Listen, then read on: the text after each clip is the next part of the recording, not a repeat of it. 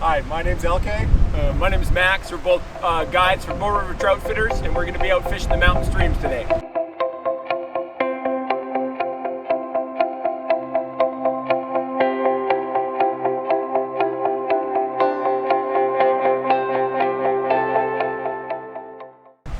We're down here in the Oldman Gap area. We're going to be fishing for some cutthroats and bull trout. We're going to teach you a little bit onto different casting techniques, different nymphing techniques, dry fly fishing techniques. Also show you today techniques on how to fish the river, how to rig up the rods, different types of rods, fly selection, reading the water, and obviously dealing with the wind today. So let's get at her. All right, so today while we're fishing the mountain streams, I just wanted to get into a couple quick safety aspects. Everyone always worries about, stumbling on a rock or tripping. You got to be careful when you're crossing the mountain streams as well. But another thing to consider is we are in bear country. So I do prefer to carry bear spray or mace. Some people carry bear bangers. It's nice to always make lots of noise, especially if you're fishing by yourself or even with your friends. Hooting and hollering when you catch a big fish or singing songs.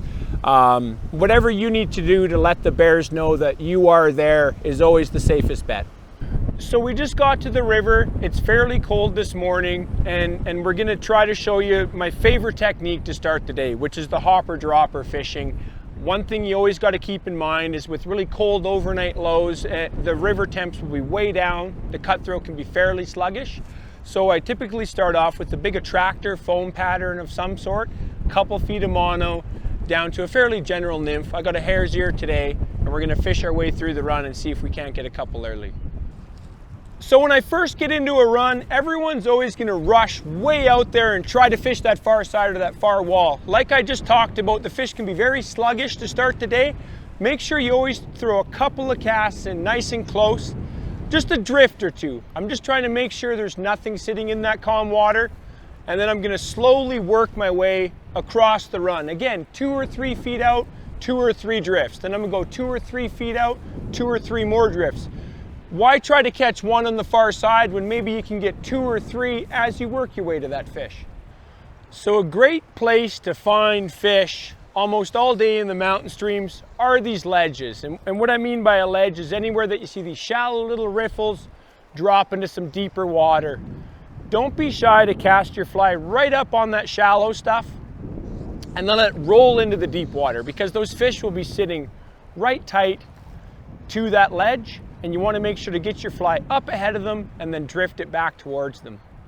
So when you're casting into the wind, a couple things to keep in mind is to always have a nice high back cast, and don't be scared to just slap that line down on the water, right? I got a real stiff downstream breeze right now, so I really want to have a nice high steeple cast almost, and then I'm trying to drive that fly down in the wind.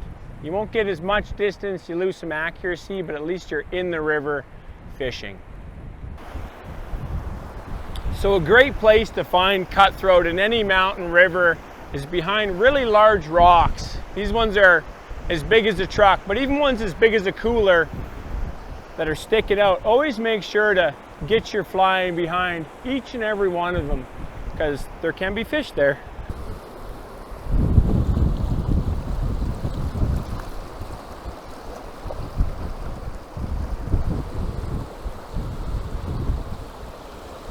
Gorgeous cutthroat on the dropper.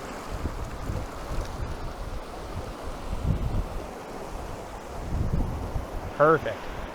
So when you're fishing the mountain streams, there's a lot of very contrasting currents, very fast, very calm. And I find a lot of guys always try to cast straight across or straight upstream, which is quite proper for most situations. But right here, we got a big calm pool on the far side and real fast water all around it. So I prefer to cast downstream. That way I already have a bit of a mend and have some slack built up, so I can hopefully have that fly hang in there for an extra couple of seconds. It's something you can't do any other way, really. So you try to get that fly downstream, give it some slack, and have it sit there for 2 or 3 seconds rather than a quarter of a second.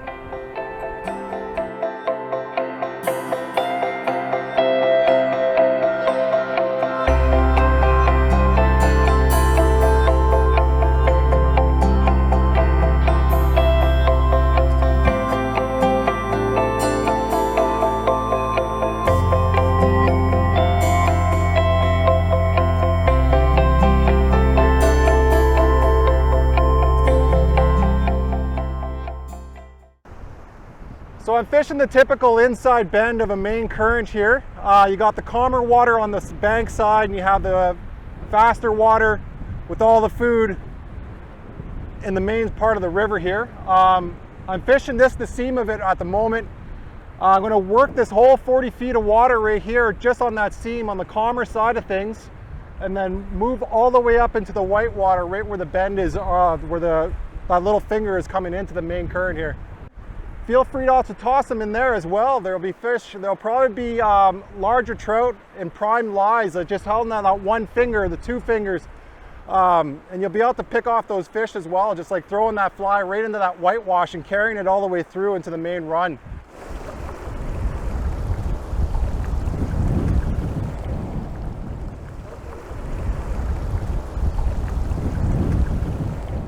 Cutthroat was right in the whitewash pretty much.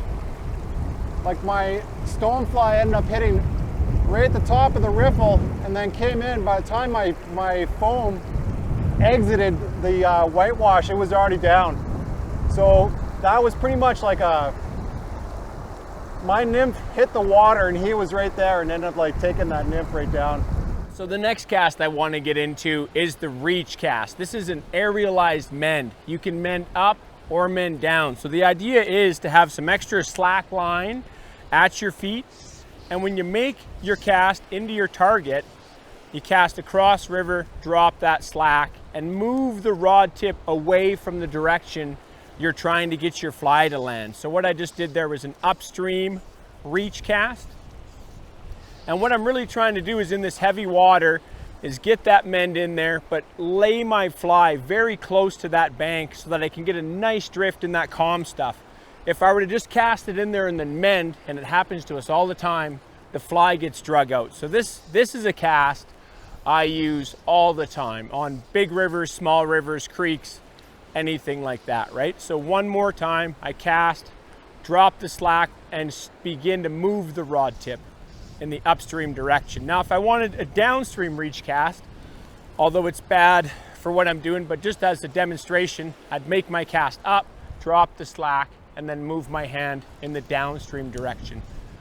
So one more cast that I want to get into today that everyone really needs to know, some of us already know, is the roll cast, right? And the idea with having a good roll cast in your repertoire is worrying about big trees or cliffs, you know, high banks, things like that. Because with typical traditional casting, we're going to be putting our bugs up in there and losing flies, right? Getting frustrated, stuff like that. So with the basic roll cast, it's not always about distance. It's more about trying to get your fly in the zone. So we're going to want to lift and just drag our line back until we see it relax and touch the water, and then snap it over top. That is it. It is that simple, right?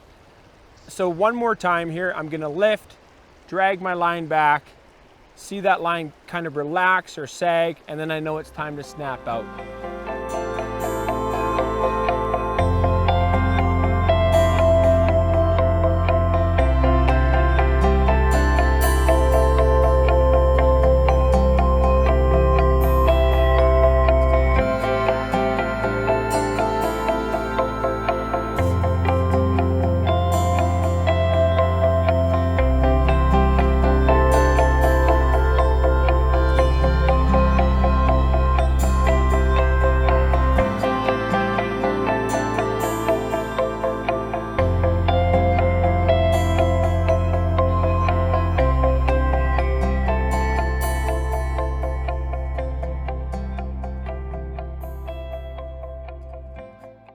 Talk about raw. Okay, we're going to go right from the top though. Yeah.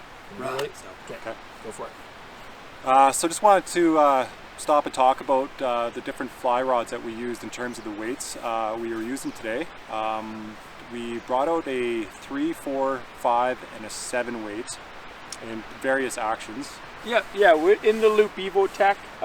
We were mostly using the medium action rods today in the lighter weight Cutthroat rods versus we had the faster weight Cross for the bull trout rods, right? And the medium 3, 4s and 5s, we would typically bring those into into these streams and stuff to fish dry flies. The 3 weight would probably just be typical pure dry fly rod. The 4s and the 5s, you can muscle those with your hopper droppers and get some good, nice casts along with those. Yeah, they're kind of the go-to crossover. Good dry fly rod, good hopper dropper. Yep.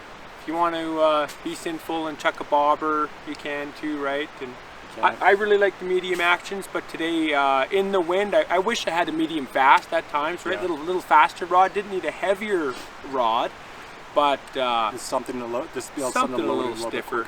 Yeah, be able to punch that line out in the wind. That did get tough, especially with the dry dropper today. That was a little frustrating, but so yeah. I love you. We are brothers. Okay. So we want to talk a little bit about fly selection today. You know, we've done a couple things: the hopper dropper, pure foam, smaller dries. And the most important part we really want to stress is you need to be a little observant, right? You know, we all start off with a lime trout or a humpy. You stumble out to these mountain streams, and you can get a couple fish kind of blind casting fish in a stimulator, right? But we made some educated guesses today based on what we saw starting the day, right? Yeah, like early this morning we saw quite a few stonefly shucks on the banks and stuff.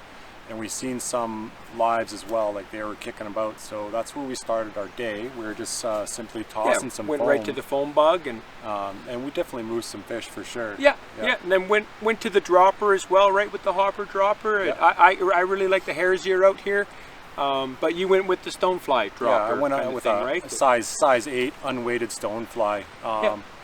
And both got fish, right? That was the awesome part.